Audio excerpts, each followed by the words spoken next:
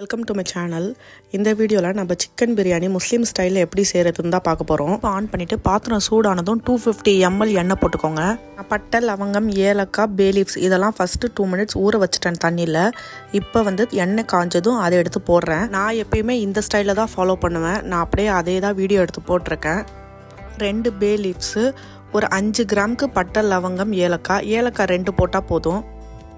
ஒரு கைப்பிடி ஃபுல்லாக புதினா எடுத்து போட்டிருக்கேன்.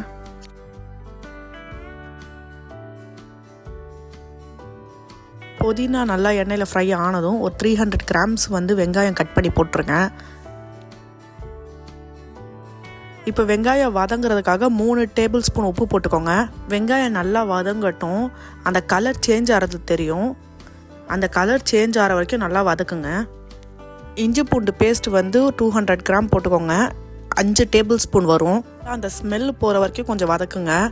இஞ்சி பூண்டு பேஸ்ட் ஸ்மெல் போனதுக்கப்புறம் நான் 1 kg சிக்கன் ஆட் பண்ணிக்கிறேன். சிக்கனும் அந்த ஆயிலே ஒரு 2 minutes வதக்குங்க. ஒரு 1/4 டீஸ்பூன் மஞ்சத்தூள் போட்டுக்கோங்க. அதிகமாக போட்டிங்கன்னா பிரியாணி அப்படியே மஞ்சள் கலரில் ஆகிடும். நான் 10 பச்சை மிளகாய் போட்டிருக்கேன். 2 டேபிள் ஸ்பூன் மிளகாய்த்தூள்,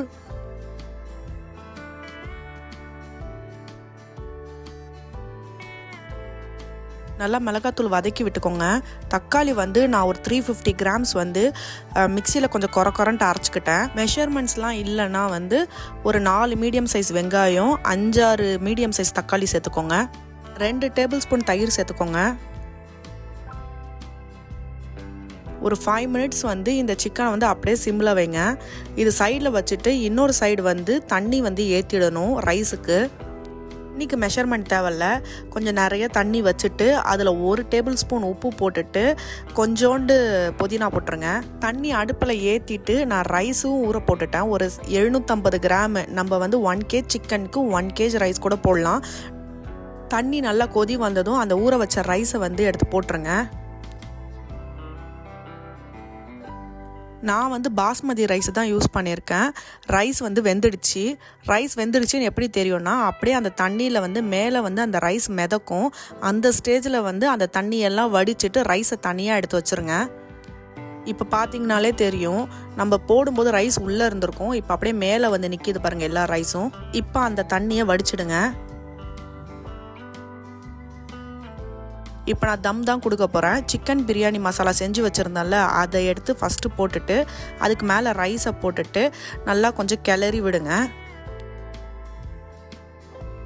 ரைஸ் 70% குக்காக இருக்கிறதுனால நான் கிளறும் போது அது அந்தளவுக்கு உடையாத மாதிரி பார்த்து கிளறுங்க. சொன்ன ஸ்டேஜ்லேயே ரைஸை வடிச்சிட்டிங்கன்னா அந்த தம் கொடுக்கும்போது நல்லா சூப்பராக இருக்கும். கொத்தமல்லி நான் அப்படியே கை நிறைய எடுத்து அப்படியே தூவி விட்டு மறுபடியும் ஒரு தடவை கிளறிட்டேன்.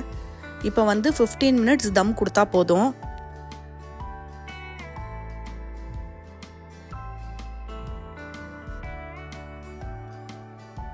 தம் முடிஞ்சிருச்சு. திறந்து பார்த்தா பிரியாணி சூப்பராக ரெடியாக இருந்துச்சு. நம்ம நல்லா பெரிய பாத்திரத்தில் தம் கொடுத்தா தான் பிரியாணிக்கு அந்த ரைஸ் எல்லாம் குழையாமல் இருக்கும். ரைஸ் எல்லாம் உடையாமல் சூப்பராக ரெடியாக இருக்கு பாருங்கள். வீடியோ பிடிச்சிருந்தா சப்ஸ்கிரைப் பண்ணுங்கள். நான் இன்னும் நிறைய ஈஸி ரெசிபிஸும் போட்டிருக்கேன். என்னுடைய சேனலில் போய்ட்டு செக் பண்ணுங்கள். தேங்க்யூ.